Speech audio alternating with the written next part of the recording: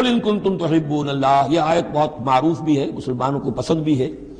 ہمارے ہاں جو واعظ ہوتے ہیں، تقاریر ہوتی ہیں، تو اس کے اندر بہت کثرت سے کوٹ ہوتی ہے، قل ان کنتم تحبون اللہ فاتبعونی یحببکم اللہ۔ اے نبی کہہ دیجئے کہ اگر تم لوگ چاہتے ہو کہ اللہ سے محبت کرو، اگر تم اللہ سے محبت کرتے ہو فاتبعونی، تو میری پیروی کرو، میرا اتباع کرو۔ یحببکم اللہ، اللہ تم سے محبت کرے گا،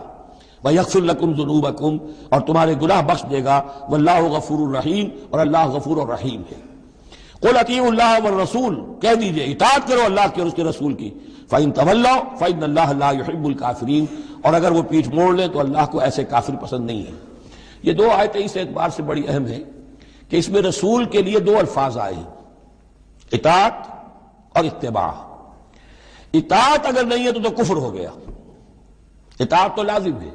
لیکن اطاعت کس چیز میں ہوتی ہے؟ جو حکم دیا ہے، یہ کرو، آپ کو کرنا ہے۔ اتباع اس سے اوپر کی شے ہے، انسان خود تلاش کرے حضور کیا کرتے تھے، اور چاہے آپ نے نہیں فرمایا کہ یہ کرو، لیکن آپ ان کی پیروی کر رہے ہیں، یہ گویا کہ دائرہ وسیع ہو گیا۔ جس سے محبت ہوتی ہے اس کا انسان جو ہے اس کی ہر طرح سے اس کے ساتھ ایک مناسبت پیدا کرنا چاہتا ہے، کیسا لباس اس کا ہے ویسا ہی لباس اپنا بنائے،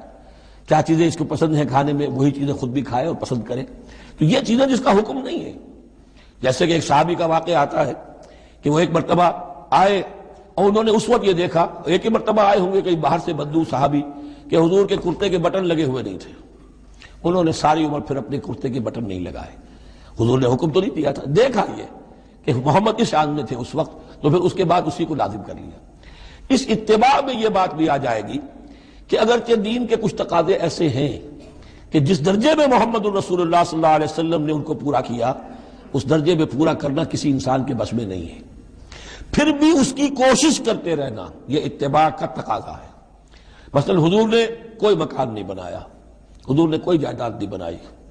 حضور نے جیسے ہی وحی کا آغاز ہوا کوئی دنیاوی کام نہیں کیا، کوئی تجارت نہیں کی،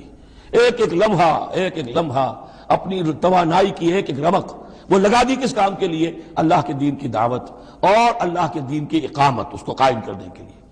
اب سب کے لیے تو اس مقام تک تو پہنچنا مشکل ہے، لیکن یہ کہ آئیڈیل یہ رہے، اسی کی طرف انسان چلنے کی کوشش کرتا رہے،